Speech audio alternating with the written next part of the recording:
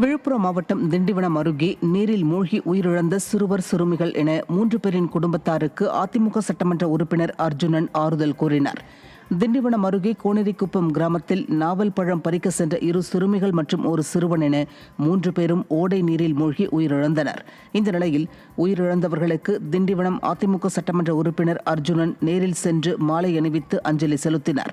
அப்போது கழக நிர்வாகிகள் பலர் உடனிருந்தனர்.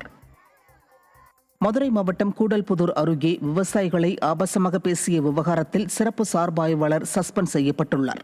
திண்டுக்கல் மாவட்டம் நிலக்கோட்டை பகுதியைச் சேர்ந்த விவசாயிகள் பறவை சோதனைச் சாவடி வழியாக பூக்களை கொண்டு சென்றனர்.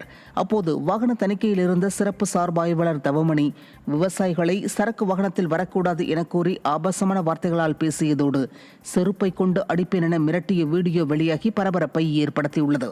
இந்த நிலையில் விவசாயிகள் கொடுத்த புகாரின் பேரில் சிறப்பு சார்பு ஆய்வாளர் தவமணி இடைநீக்கம் செய்யப்பட்டார். விடிய ஆட்சியில் அதிகாரிகள் அதிகார மமதையில் திரிவதாக பொதுமக்கள் குற்றம் சாட்டியுள்ளனர். காஞ்சிபுரம் மாவட்டம் ஸ்ரீபெரும்புதூர் அருகே லாரி மோதியதில் இளைஞர் ஒருவர் உயிரிழந்தார். விழுப்புரம் மாவட்டத்தைச் சேர்ந்த தர்மதுரை என்பவர் சோமங்கலம் நோக்கி பைக்கில் சென்று கொண்டிருந்த போது சாலையின் குறுக்கே மாடு வந்ததால் மாட்டின் மீது மோதி நிலை தடுமாறி கீழே விழுந்ததாக தெரிகிறது. அப்போது பின்னால் சிமெண்ட் கான்கிரீட் கலவை ஏற்றி வந்த லாரி மோதியதில் தர்மதுரை சம்பவ இடத்திலேயே உயிரிழந்தார்.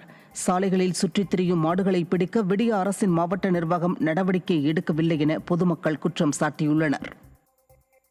தஞ்சாவூர் மாவட்டம் கும்பகோணத்தில் உள்ள மேலக்காவேரி பகுதியில் வழி தவறிய மானை பிடிக்க முடியாமல் வனத்துறையினர் திணறி வருகின்றனர். வனப்பகுதியிலிருந்து புள்ளிமான் ஒன்று வழி தவறி மேலக்காவேரி பகுதியில் சுற்றித் திரிந்துள்ளது. இதைக் கண்ட பொதுமக்கள் வனத்துறையினருக்கு தகவல் தெரிவித்த நிலையில் மானை பிடிக்க முடியாமல் வனத்துறையினர் திணறி வருகின்றனர். இந்த நிலையில் தெருநாய்களிடம் சிக்கி மானுக்கு ஆபத்து ஏற்படுவதற்குள் வனத்துறையினர் மானை பிடித்து வனப்பகுதியில் விட வேண்டுமென பொதுமக்கள் கோரிக்கை விடுத்துள்ளனர்.